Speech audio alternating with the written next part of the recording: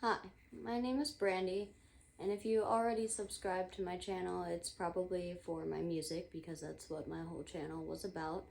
I still am a musician, I just don't perform live anymore. But I want to make some shifts. Of course, I'm still gonna release music. I'm working on 2 singles right now that I need to finish in the next 2 weeks. But because of my recent diagnosis with ME/CFS, which I don't even like to call it chronic fatigue syndrome, because for one, it's a disease, not a syndrome, and for two, it's a lot more than being chronically fatigued. But anyway, I do want to make some videos about this because it's a disease that is so widely misunderstood and downplayed by both doctors and people. I've already had people make the comment like, "Oh, haha, I'm chronically fatigued too," and it's just not like that. So the reason I wanted to make a video today is because I'm currently in a PEM crash, which basically means, for those of you who don't know, if you exert yourself mentally or physically, and by exerting yourself, I mean doing really bare minimum stuff usually, it can cause your body and mind to crash. If you notice, I'm probably talking pretty slow and I'm sure I'll stumble over my words a lot in this video. It really hurts to get out of bed, so I'm staying in bed and making this video here. But since I'm in this stage right now, usually when I make content, I am doing it on a good day, which my good days aren't really perfect, but they're a lot better. So it might seem like, oh, she's fine, she doesn't seem disabled or sick at all. And that's because on those days that I make content, I'm feeling pretty good. But I wanted to just go through kind of what a crash looks like for me and open up a conversation for other people in the ME/CFS community to talk about their own crashes, because I know they're different for everyone. But I wanted to talk about kind of what led up to this, why I'm crashing, what a crash is like, and just open it up for discussion and also for education for people who still don't know much about this disease. So anyway, for like 4 days I was crashing, and it wasn't as bad as today, but I kept resting and resting.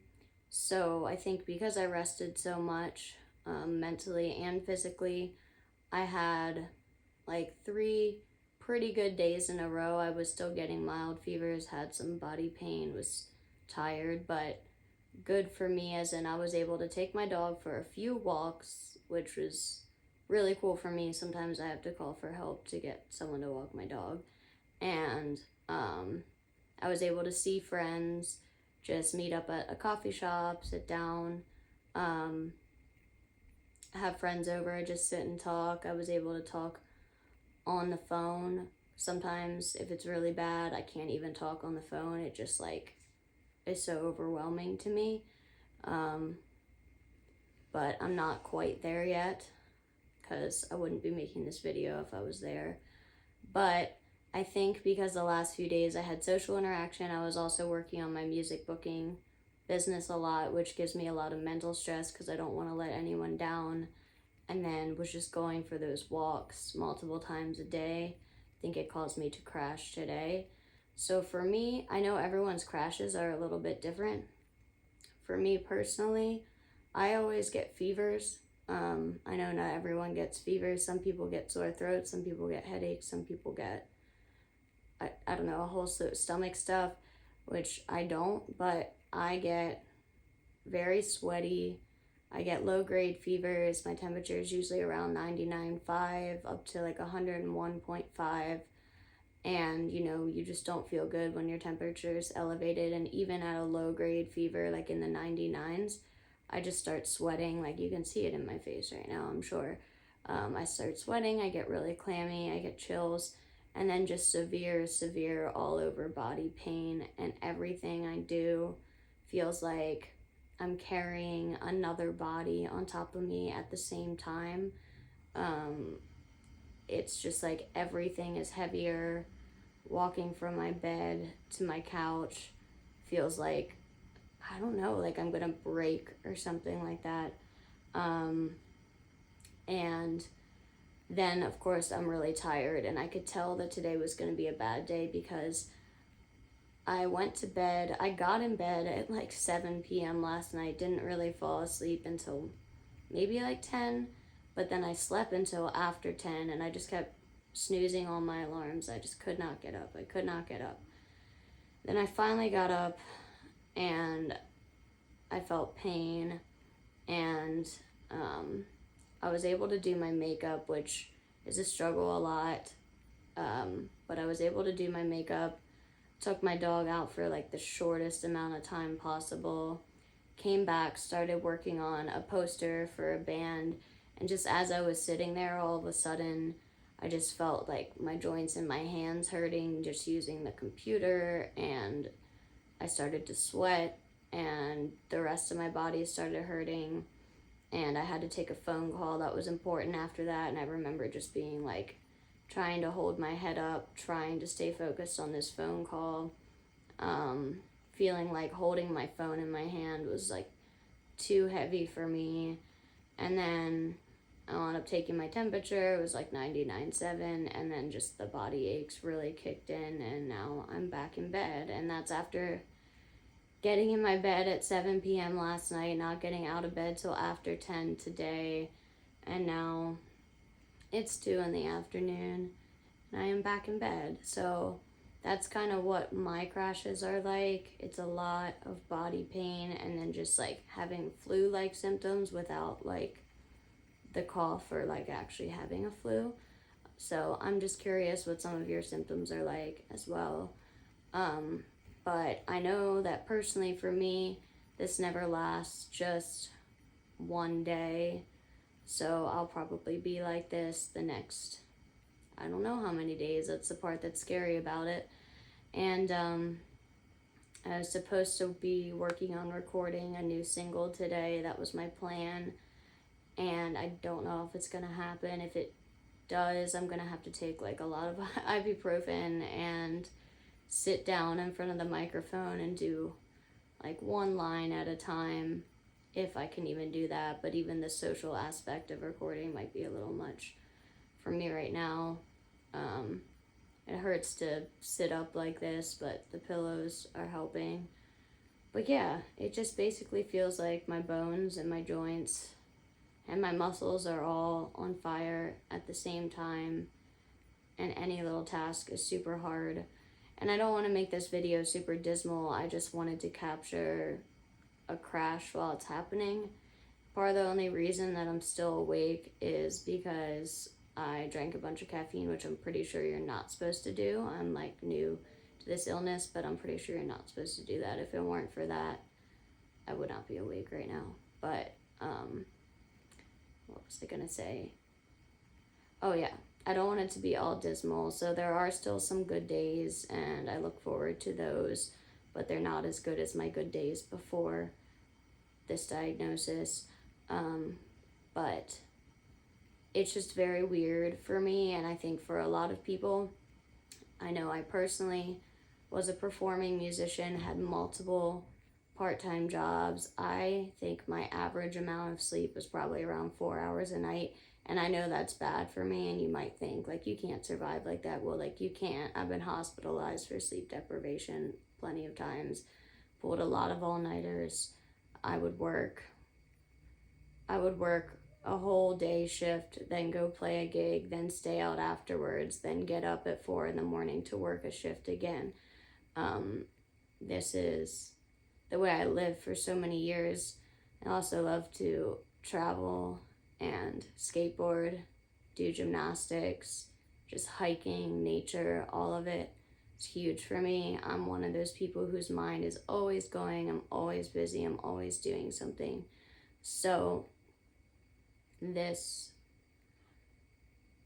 illness over the past year has really taken a toll on me mentally. And I know it takes a toll on the people around me too. And I like to consider them as well. I lost a lot of friends when I got sick. It's like people didn't want to deal with it or forgot about me or just something. I don't know. But for the ones that stuck around, I really appreciate you. And I realize that it's hard on everyone else. I'm currently in Austin, Texas, and I was doing great for myself here, living alone, making plenty of money from just hustling all the time, able to socialize all the time and support myself.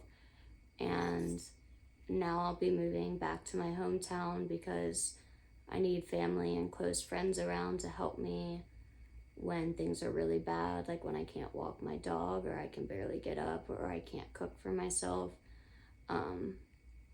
So aside from just the absolute smack in the face of like, oh, you can't work anymore. You've been working under the table since you were 12. Now all of a sudden, and you've never taken any time off, even while you were a full-time college student, full-time, high school student, all this stuff. And you used to perform and now you can't perform anymore. Those are like the big hits that are pretty obvious, but there are a few small things that I think other people in this community can relate to, but maybe other people might not understand, that I want to share. For one, with guitar, I barely practice anymore. Just the act of sitting up straight, because you can't really sit hunched over like I am right now and play guitar properly, but holding myself up straight, sitting in a chair that isn't necessarily comfortable. And then also my hands get really swollen and red and my joints swell up trying to play. And there's an aspect of guitar that's both mental and physical. So that is really hard. And then some other things that I find really hard is showering. Showering is crazy hard. Sometimes I have to take baths. I know I've had to just lay down and try to grab things with my feet because the act of sitting up straight was too hard. Doing my makeup, I was lucky that I had a little energy this morning, barely, but I had a little energy, so I did my makeup this morning. But like for days, that's not gonna happen. For days, I won't brush my hair, and then it gets really matted, and then I have to brush that out when I feel better. Cooking is another thing. I started eating a lot healthier when I first got sick because I didn't know what was wrong with me. But then because of this, I started keeping a lot of like instant stuff around the house because I live alone. And I know it's not really healthy for me, but when my choice is like not eating anything or eating a protein bar or like a can of soup or something, then I choose to at least have something around. Walking my dog, which I mentioned before, is another huge one. I've had to call friends and I had to get a long leash so I could just tie him outside sometimes. So I know that affects him because he's a husky. He likes to run. So I don't want to make this video drag on forever. But I'm just wanted to share a few things that seem very small and insignificant. Oh, getting dressed too. I will not get dressed. Sometimes I sleep in my clothes for the next day if I'm worried about having a crash, because then at least I'll have something on. I don't know. Anyway, that one's really hard too. But two things I will say, and this is new for me, so I'm not like the expert. It's one, pacing really helps. So even when you feel okay, not going for the super long walks, not jumping on a trampoline like I did one time and then got sicker than I've ever been, not forcing yourself through social events or taking on a bunch of mental tasks that are too hard. Pacing is really important. So even when you feel good, you still have to rest and kind of treat yourself like you're sick or just getting over being sick. Like you can do a little bit, but you can't do too much because then you'll just end up back in bed. But the other thing I learned is some things are worth the crash. Like if there's something that you're really, really looking forward to, some experience, some special memory, and you can physically do it that day. Like you could physically go see one of your favorite bands in concert, or you physically can go on a walk with a friend that you haven't seen in a long time. I will say, like, this might be controversial, but I think it's important to sometimes risk those things if you can do it. I know a lot of people with this condition are bedbound or completely housebound. Sometimes special memories, though, I think are important and worth the risk if you know you have some time to rest afterwards. But what I will say is some of the stuff that's not worth it to me is to really, really push myself over the top with my business to the point that it's really mentally stressing me out. Going to the grocery store isn't worth it. That's why I get my groceries delivered. It costs a little bit extra, but it's like there's not really a fun memory in going to the grocery store, and if it's going to cause me to crash for days afterwards, it's not really worth it. So I would just say, from what I've learned, kind of pick your battles. Do stuff when you can, but don't do too much. And for anyone who says you need to exercise more, don't. It's like the worst possible idea. Literally, resting is your best friend. And I've just heard a lot of like misconception and stupid stuff about like, oh yeah, exercise, push yourself, and then you'll get your strength back. Like, no, you will crash so much harder. So yes, do a little bit of mild exercise or physical activity any day that you physically can. Maybe try to bump it up a little bit, but over time, which means like, I'm serious, like try like to do 1 push-up one day, then maybe 2 another day, and like that's it, because it's not worth the crash. And if you do too much, you'll get sicker than you ever were, and then you move like 2 steps forward and like 100 back. So yeah, sorry if this just seemed like rambling. I just wanted to see if I could make a video in this state and also be able to show people kind of what it's like. And this isn't even, again, the worst. If it was the worst, I wouldn't be making this video. I would not be sitting up straight. But thank you to anyone who watched this. And if you can relate, let me know in the comments. Or if you have any questions that I might be able to answer. Like, I'm not a doctor, but definitely let me know in the comments too. But thanks for watching this. I just want to spread a little bit of awareness since this is such a misunderstood disease.